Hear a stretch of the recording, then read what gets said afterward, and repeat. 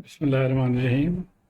Step response series, step response of an RC circuit series की ये video है। इसमें हम प्रैक्टिस प्रॉब्लम 7.10 को सेपरेटली सॉल्व कर रहे हैं ताकि यह समझने में आपको आसानी हो। तो सबसे पहले ये जो टाइम कॉन्सेप्ट मैं कई वीडियोस में दोहरा चुका हूँ, इसको जहन में रखना है कि ये देखिए, इस पॉइंट को हम कहते हैं t is equal to 0 point.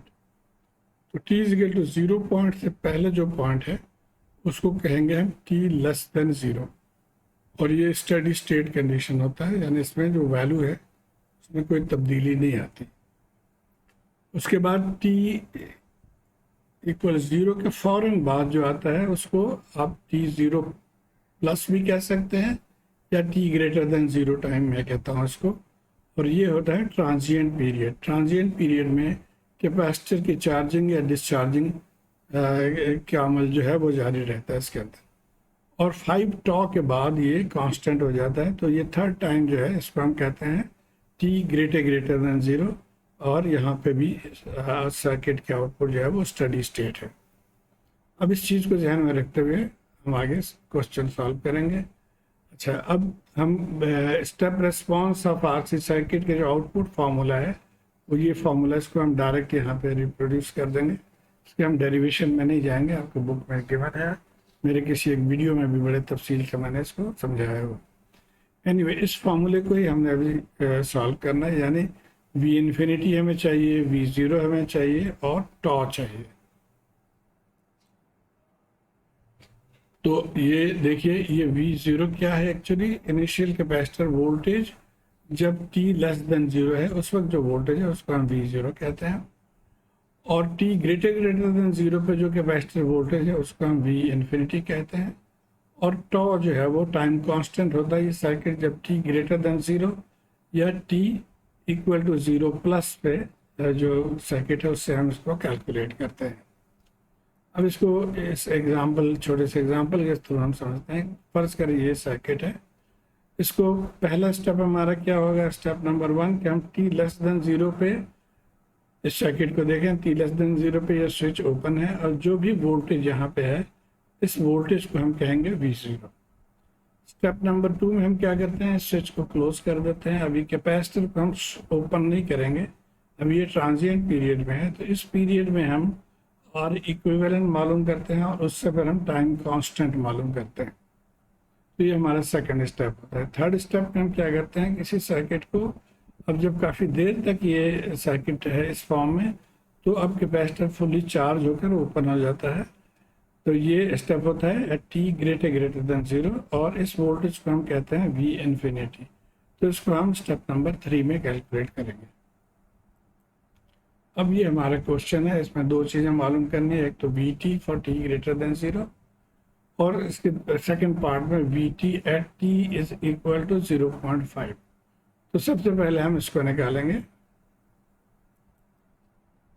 अब हम स्टेप को फॉलो करते चलेंगे। स्टेप 1 क्या था? t लेस देन 0 पे हमें v0 निकालना है। इस सर्किट को हम t लेस देन 0 के लिए ड्रॉ कर लेते हैं।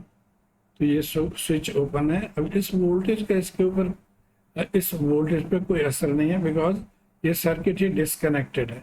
तो इसका होना या ना होना फिलहाल ये बेकार है। तो हम इसको रीड्रॉ कर लेते हैं। सिर्फ ये सर्किट जो है, जो v या कैपेसिटर वोल्टेज पे जिसका असर है उसको हम रख लेते हैं।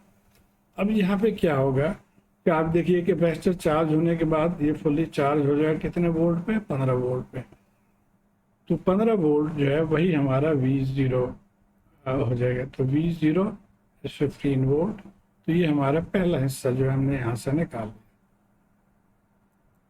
अब आ जाते हैं दूसरे हिस्से में, जहाँ पे हमने टाइम कांस्टेंट मालूम करना है। t ग्रेटर देन 0 पे सर्किट क्या होगा? यानी जो ही आपने स्विच को क्लोज किया तो जो सर्किट है वो t ग्रेटर देन 0 है। वहाँ से हम क्या निकालेंगे? टॉ। और टॉ क्या होता है? टाइम कांस्टेंट, जो कि r इंटू सी या r थेवेनिन इंटू सी या r इक्विवेलेंट इंटू सी कहा जाता है। तो अब ये हमारा सर्किट है। अभी स्विच हमने बंद किया है, कैपेसिटर को अभी हम ओपन नहीं करेंगे क्योंकि अभी हम ट्रांजिएंट पीरियड में, इसकी चार्जिंग शुरू हो रही है। तो अब इसमें हमने सिर्फ यहाँ से R इक्विवेलेंट लेना है। और आर इक्विवेलेंट या आर थेवेनिन के लिए आपको पता है कि वोल्टेज सोर्स को ज़ीरो करना पड़ता है।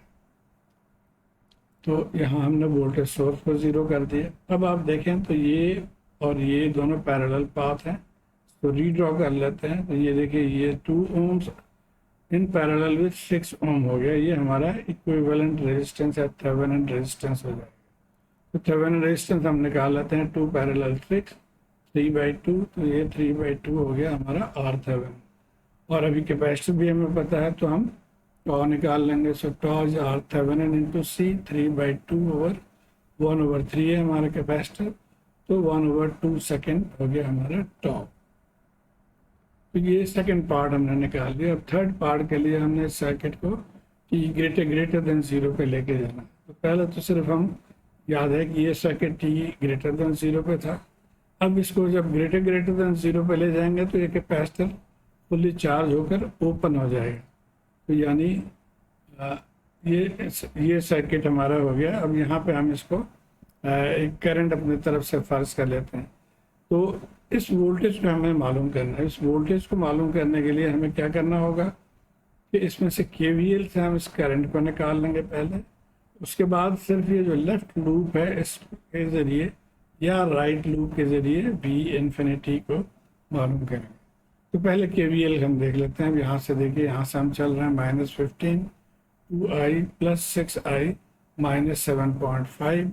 यहाँ से हमने i निकल आया। अब हम लेफ्ट लूप को ले रहे हैं। तो लेफ्ट लूप में अब यहाँ से हम चलेंगे -15 2i और ये हो गया +v, या v इन्फिनिटी लिखना चाहे तो वो भी लिख लें। अभी सिर्फ हम v लिख लेते हैं और यहाँ i की वैल्यू पुट कर देंगे, सॉल्व कर लेंगे तो vi हो गया 9.375 और यही हमारा v इन्फिनिटी है। सो v इन्फिनिटी इज 9.375 वोल्ट। तो अब तीनों पैरामीटर्स जो हमारे रिक्वायर्ड थे वो आ गए, v0 v इन्फिनिटी और टॉ। अब इस इक्वेशन में हम पुट कर देंगे जो vt की इक्वेशन है। तो इसमें इन वैल्यूज़ को हमने पुट कर दिया और इसको सिंप्लीफाई किया, तो ये हमारा आंसर है। अब सवाल का जो दूसरा हिस्सा है वो है कि एट t = 0.5। तो इसी इक्वेशन में जब हम t = 0.5 डाल के जो भी आंसर आएगा वही हमारा आंसर। तो यहाँ पे देखिए यहाँ t = 0.5 हमने डाल दिया ये, और इसको सिंप्लीफाई कर लेते हैं। यहाँ से ये आ गया 5.625 e⁻⁻1, और इसको जब आप कैलकुलेटर से सॉल्व करेंगे तो ये 11.444 या 44 वोल्ट आंसर आएगा। आइए देख लेते हैं कैलकुलेटर से। क्लियर किया हमने इसको। कैलकुलेटर को कॉम्प्लेक्स मोड में नहीं होना चाहिए। अच्छा, 9.375 plus 5.625 5.625 into e⁻⁻1। So multiply e⁻⁻, कहाँ से लेंगे हम? यहाँ पे देखिए ये है e की पावर। तो पहले शिफ्ट दबाएंगे, उसके बाद ये बटन दबाएंगे तो e पावर आ गया। अब -1 एंटर करना है तो -1 ये एंटर हो गया। अब हम इसको आगे चलते हैं। अब इक्वल साइन प्रेस करेंगे तो 11.444, तो यही हमारा आंसर। तो उम्मीद है आप इसको फॉलो कर पाए होंगे। मुझे अपने फीडबैक से कमेंट्स के ज़रिए ज़रूर बताइए कि आप इसको फॉलो कर पा रहे हैं या डिफ़िकल्टी है। शुक्रिया।